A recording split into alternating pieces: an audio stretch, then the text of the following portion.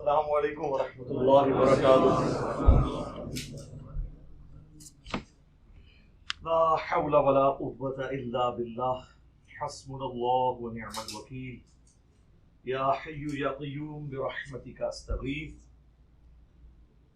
لا الہ الا انت سبحانک انی کنت من الظالمین۔ اللہم صلی علی محمد وعلی آل محمد۔ علی بھائی ڈیٹیل سے جواب دیں۔ اچھا جی، کیا جی نماز میں ٹخنے ننگے رکھنا ضروری ہے؟ اگر کوئی صرف نماز کے دوران پینٹ فولڈ کرے یا شلوار کو اوپر کرے تو کیا ٹھیک ہے؟ اور اگر نماز کے دوران پینٹ فولڈ کرنا منع ہے، کیا یہ شدت پسندی ہے؟ دیکھیں، یہ جو ٹخنے ننگے کرنے کا مسئلہ ہے نا، ایٹ لیسٹ اہل سنت کے ہاں تو یہ متفقہ مسئلہ ہے کہ مرد کے لیے ٹخنے ننگے رکھنا سنت ہے۔ بخاری اور مسلم دونوں میں حدیث ہے کہ اللہ کے نبی صلی اللہ علیہ وآلہ وسلم نے فرمایا کہ جس کا کپڑا مرد کا ٹخنوں سے نیچے ہو تکبر کے طور پر تو وہ آگ میں ہے۔ اسی طریقے سے صحیح مسلم میں ایک حدیث ہے کہ اگلے زمانوں میں ایک شخص تھا جو اپنی تہمت کو گھسیٹ کر چل رہا تھا، تکبر کی وجہ سے اللہ نے اسے زمین میں دھنسا دیا اور وہ قیامت تک اسی حالت میں دھنستا رہے گا، والعیاذ باللہ تعالی۔ ایک اور حدیث ہے صحیح مسلم میں جس میں تکبر کے طور پر آزار بند کو، تہمت کو، شلوار کو یا پینٹ کو جو ٹخنوں سے نیچے لوگ رکھتے ہیں ان کے بارے میں وعید ہے کہ قیامت والے دن اللہ تعالیٰ ان کی طرف نظر رحمت نہیں فرمائے گا، والعیاذ باللہ تعالی، نہ ان سے کلام کرے گا۔ اس قسم کی کئی احادیث ہیں بخاری مسلم میں۔ آپ کو کمبائنڈ فارم میں مشکات کے اندر کتاب اللباس ایک چیپٹر ہے، اس کے اندر یہ ساری حدیثیں مل جائیں گی۔ اچھا، یہ جو ٹخنے ننگے کرنے والا ایشو ہے نا، اسپیسیفکلی نماز کے حوالے سے، تو اس میں ایک حدیث ہے جس کی صحت میں اختلاف ہے۔ سنن ابی داؤد میں حدیث ہے، مسند امام احمد میں ہے، اور کئی ایک کتابوں میں حدیث موجود ہے، اور میرے علم کی حد تک صرف شیخ البانی نے اس کے صحت کے اوپر کلام کیا ہے۔ باقی تو ہمارے جتنے محدثین ہیں دور حاضر میں، شیخ زبیلی زئی رحمہ اللہ تعالی، یا قدیم جو ہمارے علماء ہیں، امام حاکم، امام ذہبی، امام نووی، یہ سارے بڑے بڑے ائمہ اس حدیث کو صحیح مانتے ہیں کہ ایک شخص اس حال میں نماز پڑھنے کے لیے آیا کہ وضو کرنے کے بعد جب وہ نماز کے لیے آنے لگا تو اس کی تہمت ٹخنوں سے نیچے تھی، تو اللہ کے محبوب صلی اللہ علیہ وآلہ وسلم نے فرمایا کہ وضو دوبارہ کر کے آؤ، اور پھر ساتھ فرمایا کہ جس کا تہمت یا آزار ٹخنوں سے نیچے ہو اللہ تعالیٰ اس کی نماز قبول نہیں کرتا۔ یہ الفاظ ہیں۔ اب یہ بڑی سخت وعید ہے۔ اس میں جو زیادہ شدت سے اس حدیث سے رزلٹ نکالتے ہیں وہ تو یہ کہتے ہیں کہ ایسے شخص کا وضو بھی ٹوٹ جائے گا، لیکن یہ موقف جو ہے وہ شاذ ہے، یعنی اکا دکا لوگوں کا ہے، یہ کوئی ایگریڈ اپان موقف نہیں ہے۔ باقی لوگ کہتے ہیں کہ وضو توڑنے والی چیزوں میں یہ نہیں آتی، بلکہ یہ نبی صلی اللہ علیہ وآلہ وسلم نے تنبیہ کے طور پر، جیسے ہم کسی کو جب کوئی تھوڑی بہت سزا دینی ہو تو اٹھک بیٹھک کرواتے ہیں، اس لیے اس کا وضو دوبارہ کروایا۔ اور وہ کہتے ہیں کہ اگر یہ وضو ٹوٹتا ہوتا تو نبی علیہ السلام فرماتے کہ جس کا کپڑا ٹخنوں سے نیچے ہو اس کا وضو نہیں رہتا۔ آپ نے فرمایا کہ اس کی نماز نہیں ہوتی، تو اس کو نماز کی حد تک ہی رہنے دیں۔ وضو دوبارہ جو شخص کرے وہ بہتر ہے، اسے کروایا جائے تاکہ اسے اس کی سختی فیل ہو۔ نماز کے حوالے سے دیوبند بھی اور بریلوی بھی دونوں اس چیز کے قائل ہیں کہ ٹخنے ننگے ہونے چاہیے، سنت ہے۔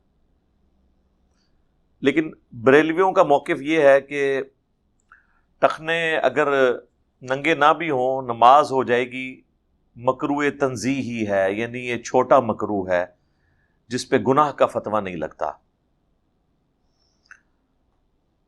بہتر یہ ہے کہ ٹخنے ننگے رکھے جائیں. لیکن یہ وہ سٹیٹمنٹ ہے جو ان کی جوڈیشری کی سٹیٹمنٹ ہے.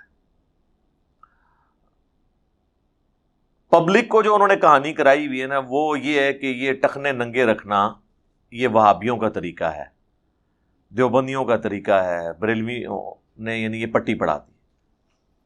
دیوبندی اور اہل حدیث دونوں کو کمبائنڈ طور پہ یہ وہابی کہتے ہیں. لیکن کتابوں میں یہی ہے کہ ٹخنے ننگے ہوں.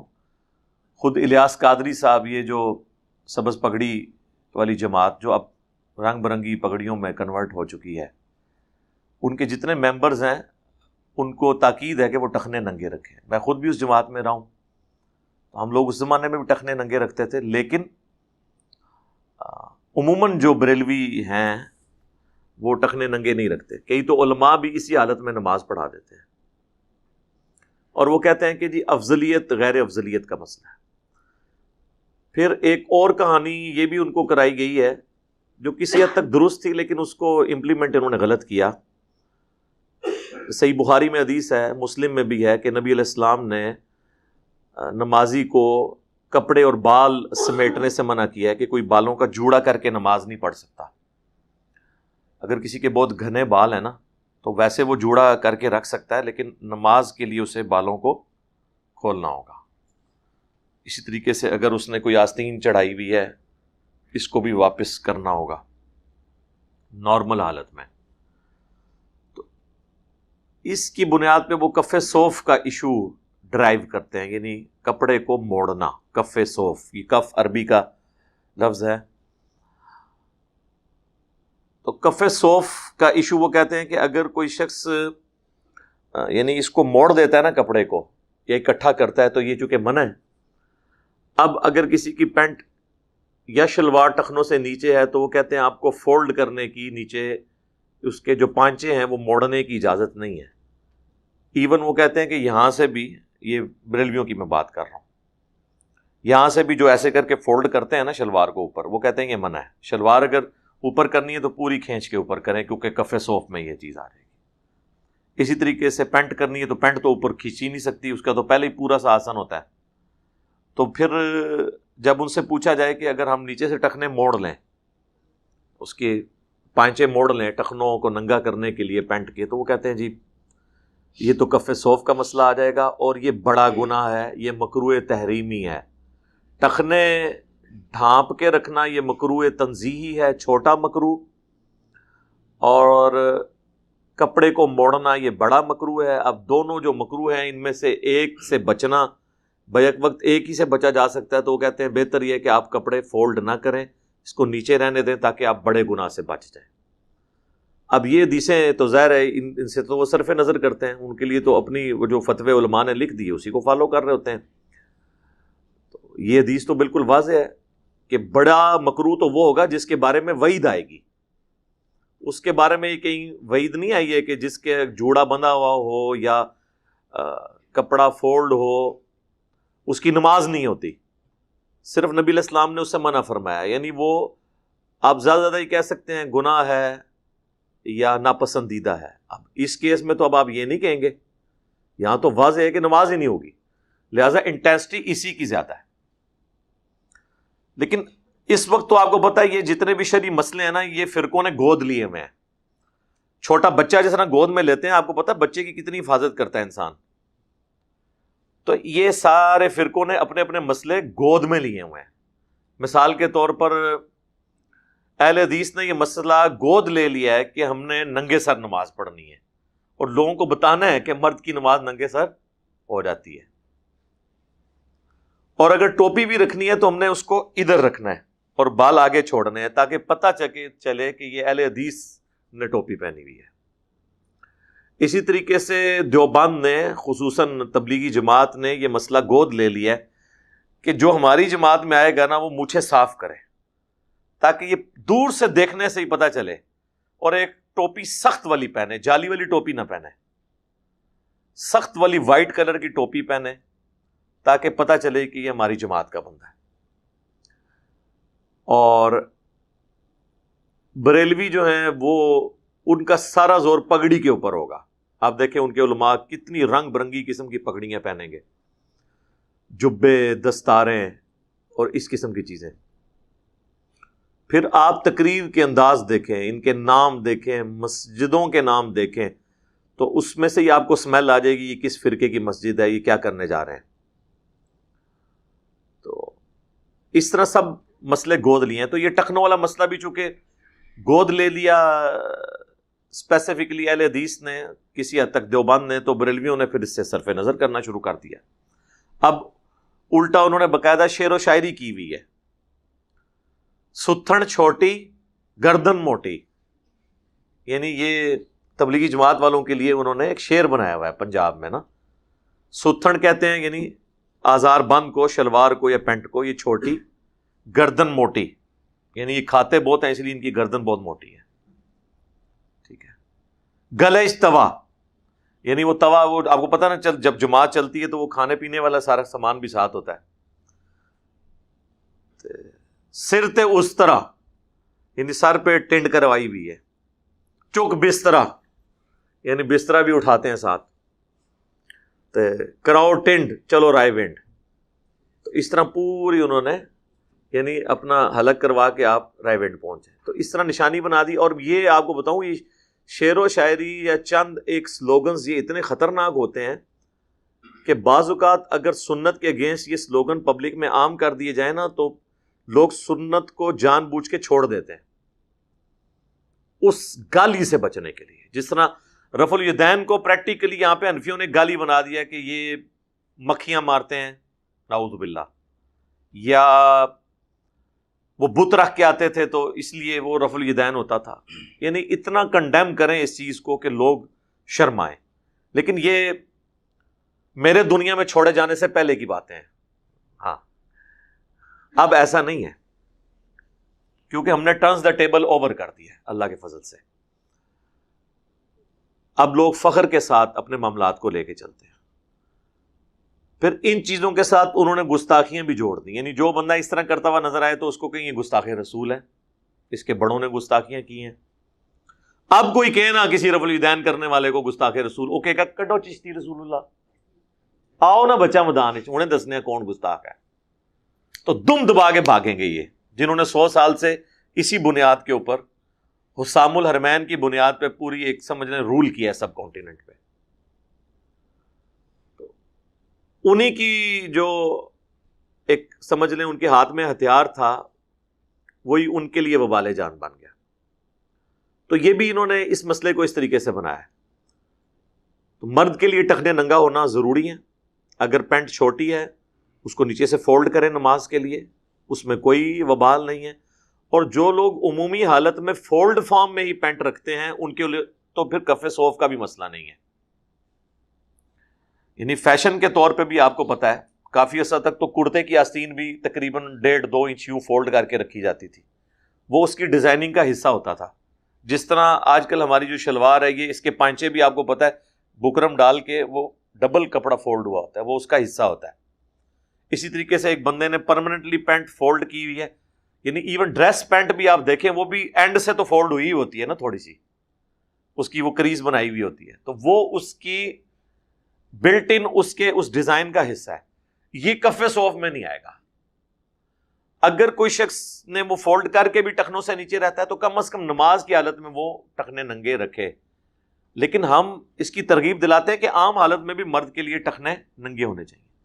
اب بعض لوگ اس میں یہ پلی لے لیتے ہیں کہ سیدنا ابو بکر صدیق رضی اللہ تعالیٰ عنہ کے بارے میں صحیح بخاری میں ایک حدیث ہے کہ انہوں نے کہا یا رسول اللہ میں کوشش تو کرتا ہوں صلی اللہ علیہ وآلہ وسلم کہ اپنا آزار بند ٹخنوں سے اوپر رکھوں، لیکن پھر بھی کبھی کبھار وہ ایک طرف سے ڈھلک جاتا ہے، مگر یہ کہ میں اسے پکڑ کے اوپر کر لیتا ہوں. یعنی وہ جو چند سیکنڈز کے لیے بھی نیچے ڈھلکتا تھا وہ اس کو بھی اپنے لیے وبال سمجھتے تھے. تو میں اس کا کیا سولوشن کروں؟ اب اس کا یہ بھی سولوشن بڑا مشکل ہے کہ آزار بند کو بہت چھوٹی سلوا لی جائے کہ جا کے گھٹنے ہی ننگے ہونے شروع ہو جائیں. تو نبی الاسلام نے فرمایا کہ تم تکبر کے طور پر ایسا نہیں کرتے.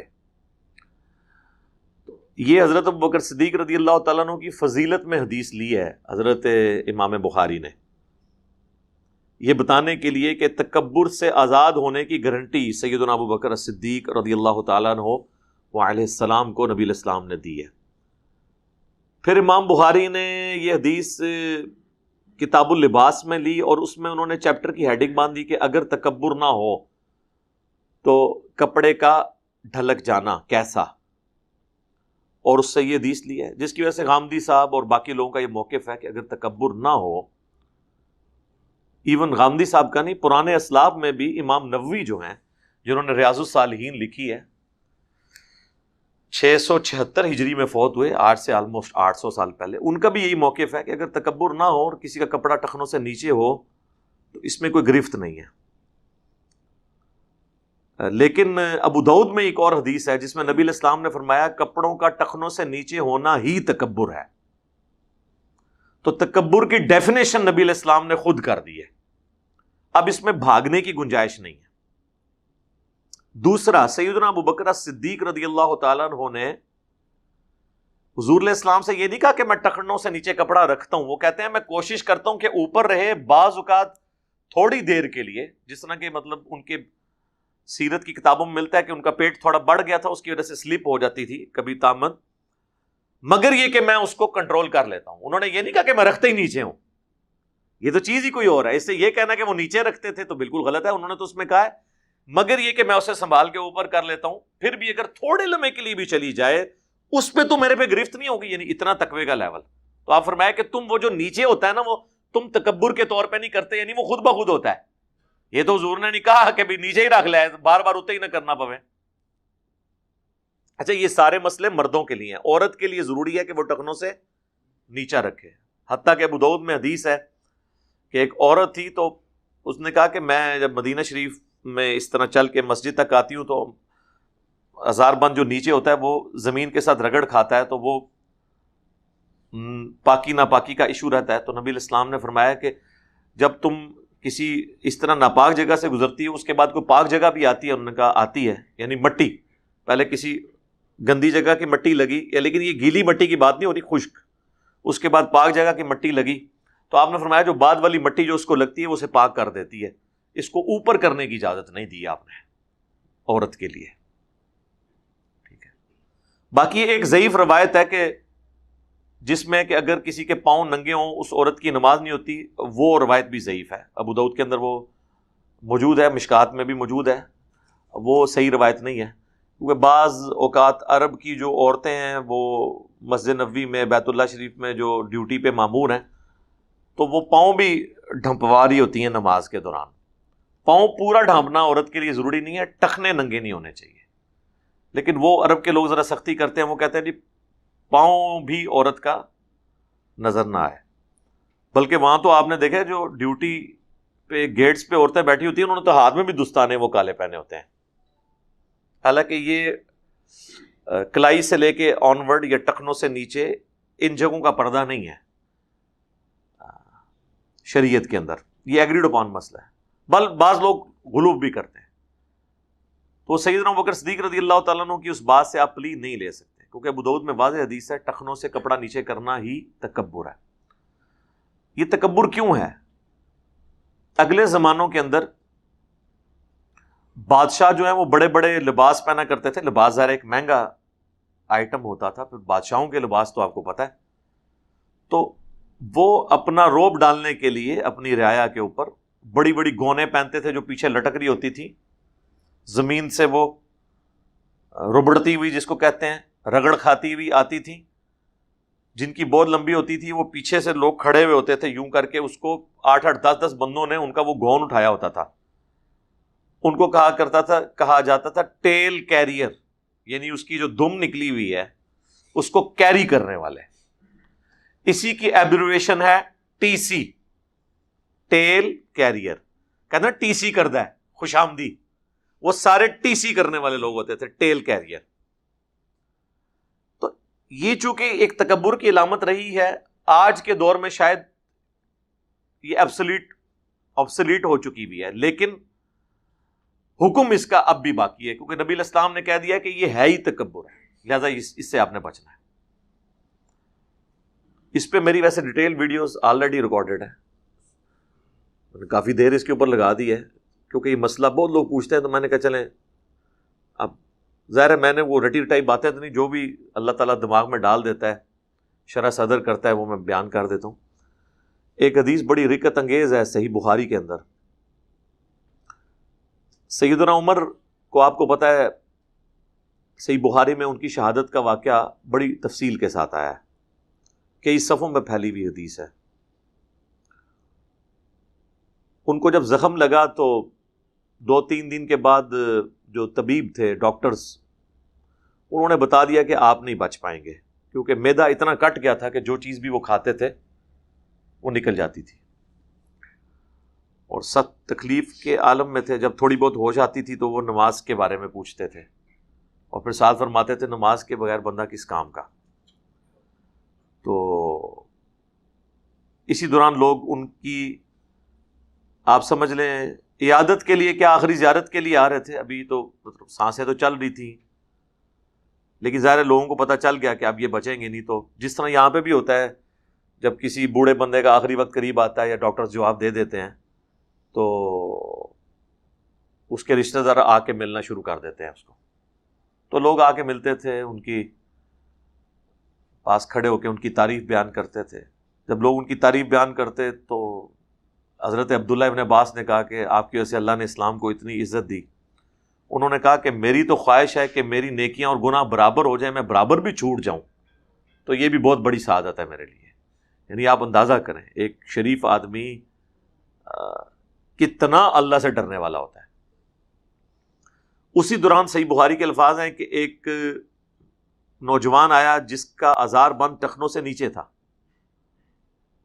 تو جب وہ واپس جانے لگا نا تو سیدنا عمر نے اسے مخاطب کر کے کہا کہ بیٹا اپنی ازار کو اوپر کر لو، یوں تمہارے کپڑے بھی پاک رہیں گے اور یہ تمہارے رب کی خوشنودی کا باعث ہے۔ اب یہ ایشو اتنا کریٹیکل ہے کہ سیدنا عمر مرض الموت میں ہے، سخت تکلیف میں ہے، اس حالت میں بھی انہوں نے اس نوجوان کو اس معاملے پہ ٹوکا۔ اگر یہ ہلکا معاملہ ہوتا تو وہ جانے دیتے۔ جو بندہ اتنی تکلیف میں بیٹھا ہو نا، وہ چھوٹے موٹے معاملات کو نہیں باردر کرتا کہ اس نے ننگے سر نماز کیوں پڑھی ہے، ٹھیک ہے، اس نے جو ہے وہ سرخ رنگ کا کرتا کیوں پہنا ہوا ہے۔ یہ چھوٹی موٹی باتیں مولوی نکالتے رہتے ہیں نا باتیں۔ اتنی تکلیف میں ایک کریٹیکل ایشو، انہوں نے کہا یہ تمہارے رب کی خوشنودی کا باعث ہے اور یوں تمہارے کپڑے بھی پاک ہوں گے، اے نوجوان اپنے تہمت کو اوپر کر لو۔ تو میرا خیال ہے یہ حدیث کافی ہے یہ چیز بتانے کے لیے کہ اس کی انٹینسٹی، اس کی سختی شریعت کے اندر کتنی زیادہ ہے مرد کے لیے کہ اس کے ٹخنے ننگے ہوں۔ ڈاکٹر ذاکر نائک نے آج سے تقریباً کوئی 15-20 سال پہلے ایک لیکچر دیا تھا انگلش میں، if label shows your intent wear it. اگر گیٹ اپ یا لیبل یہ بتائے کہ آپ کس کمیونٹی سے تعلق رکھتے ہیں تو اس کو اڈاپٹ کریں۔ تو اس میں انہوں نے کہا تھا کہ مسلمان مرد کی 2 نشانیاں ہیں، نمبر 1 ٹخنوں کا ننگا ہونا، اور نمبر 2 سر کا ڈھانپ کر رکھنا، چاہے ٹوپی کے ذریعے ہو، چاہے رومال کے ذریعے، پگڑی کے ذریعے، یہ ایک مسلمان کی نشانی ہے۔ لیکن اس میں بھی سر کا ڈھانپنا گناہ کے لیول کی چیز نہیں ہے، ننگے سر ہونا، لیکن ٹخنوں والا مسئلہ جو ہے یہ سخت ہے۔ آپ دیکھ لیں ڈاکٹر ذاکر نائک سے زیادہ کس کا ایکسپوئر ہے انٹرنیشنل لیول پہ، دنیا کے کس ملک میں وہ نہیں گئے ہیں، لیکن انہوں نے کبھی بھی آر محسوس نہیں کیا۔ ان کی پینٹ بھی ٹخنوں سے اوپر ہوتی ہے، تو کوئی فرق پڑ جاتا ہے۔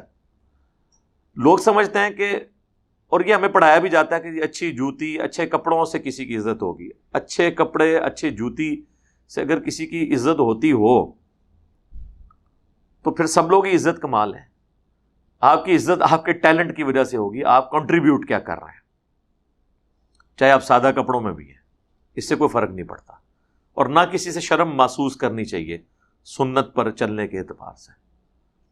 کوشش کریں کہ سنت پہ عمل کریں۔ بہرحال پھر بھی اگر کوئی بہت زیادہ ہی کسی کے لیے مسئلہ خراب ہے تو نماز کی حالت میں کم از کم وہ ٹخنوں سے اوپر کر لے، اور اس حالت میں شلوار اگر وہ یہاں سے فولڈ بھی کرتا ہے نیچے سے یا اوپر سے تو اس کے اوپر کوئی شرعی گرفت نہیں ہوگی، کیونکہ یہ اب مسئلہ فرقہ واریت سے جڑا ہوا ہے، اس لیے وہ آپ کو پٹیاں تو بڑے لوگ پڑھائیں گے۔ مفتی اکمل صاحب نے بھی اس کے اوپر بڑا کلام کیا اور بڑا سمجھایا، اور اس میں اس حد تک انہوں نے غلو کیا کہ وہ کہنے لگے کہ دیکھیں کوئی اللہ تعالیٰ کو یہ پسند نہیں ہے کہ آپ کے ٹخنے ننگے ہوں، ورنہ تو موزہ اور جراب پہننے کے اوپر بھی پابندی ہوتی۔ یہ آپ کس کو بات بتا رہے ہیں؟ رسول اللہ کو بتا رہے ہیں نا، کہ آپ ہمیں ترغیب نہ دلائیں ٹخنوں کے ننگا کرنے کی، اور اس میں آپ مثال دے رہے ہیں اس کی جراب کی اور موزوں کی، تو یہ مثال بالکل غلط ہے۔ نبی علیہ السلام نے فرمایا کہ کسی مرد کے لیے یہ ناپسندیدہ چیز ہے کہ اس کی آزار بند ٹخنوں سے نیچے لٹک رہی ہو۔ تو جراب کیا اوپر سے نیچے لٹک رہی ہوتی ہے یا پاؤں پہ پہنی جاتی ہے؟ موزے پاؤں میں پہنے جاتے ہیں، یہ اوپر سے باندھ کے لٹک نہیں رہے ہوتے۔ تو یہ دو بالکل ڈیفرنٹ چیزوں کو مکس کر کے ایک سنت کی نفرت دل کے اندر ڈالنا اور کہنا جی ٹخنے ننگے۔ ٹخنے ننگوں سے مراد ہم یہ لیتے ہیں کہ جو آپ نے آزار بند باندھی ہوئی ہے وہ ٹخنوں سے نیچے لٹک نہ رہی ہو، ٹخنوں کو اس نے ڈھانپا ہوا نہ ہو، آزار بند نے۔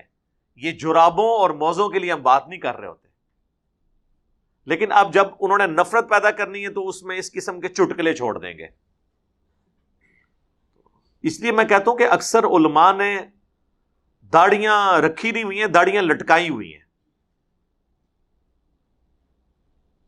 یعنی وہ ایک گیٹ اپ دینداری کا اڈاپٹ کیا ہوا ہے، اندر سے وہ اپنے فرقے کے دائی ہیں، نبی علیہ السلام کے سنت پہ عامل نہیں ہیں، اور اس امام میں سارے ننگے ہیں۔ میں آپ کو بتاؤں آج بریلوی اگر اناؤنسمنٹ کر دینا کہ کل سے ہم ننگے سر نماز پڑھیں گے، آپ دیکھیں گے اہل حدیثوں نے پگڑیاں باندھ لینی ہیں۔ ہاں ویسے ان کو پتہ ہے پگڑی سنت ہے، جب ان کے حنفیوں سے مناظرے ہوتے ہیں تو یہ پھر مسلم شریف کی وہ حدیث پیش کرتے ہیں کہ نبی علیہ السلام نے جو ہے وہ پگڑی کے اوپر مسح کیا، تو اس سے صرف پگڑی کا مسح ثابت نہیں ہوتا، پگڑی پہننا بھی ثابت ہوتی ہے۔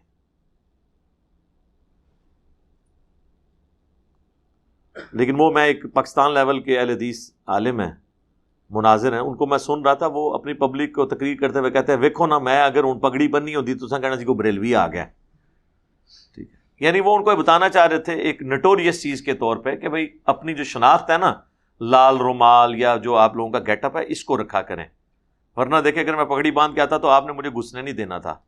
تو یہ میسج دے رہے تھے پگڑی والا کوئی ہماری مسجد میں نہ گھسے، یہی رزلٹ اس میں سے نکلے گا نا۔ اب جب یہ باتیں کرتے ہیں کہتے ہیں کہ وہ جملہ جو بولا ہے اس میں یہ انہوں نے کوئی نہیں کہا تھا، جملے میں جو کچھ نہیں کہا ہوتا نا وہی تو ہم ایکسپلور کرتے ہیں، اور اسی سے دنیا میں چینج آئی ہے۔ وہ نہ کہنے میں نا قیامت مضمر ہوتی ہے، باتیں اشارتاً کی جاتی ہیں لیکن اس کے اندر سے جو چیز نکل رہی ہوتی ہے نا وہ بہت گہری ہوتی ہے۔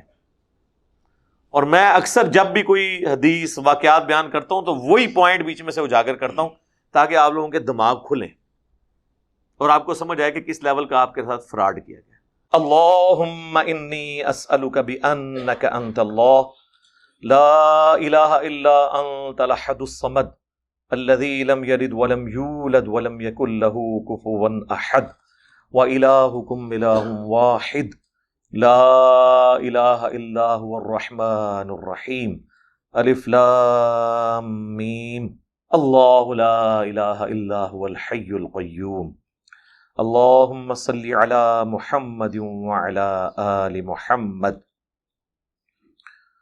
ربنا آتنا فی الدنیا حسنہ وفی الآخرۃ حسنہ وقنا عذاب النار ربنا آتنا من لدنک رحمہ وہیئ لنا من امرنا رشدا لا الہ الا انت سبحانک انی کنت من الظالمین ربنا هب لنا من ازواجنا وذرياتنا قرة اعین وجعلنا للمتقین اماما اللهم اغفر لحینا ومیتنا وشاہدنا وغائبنا وصغیرنا وکبیرنا وذکرنا وانثانا اللہم من احییتہ منا فأحیہ علی الاسلام ومن توفیتہ منا فتوفہ علی الایمان۔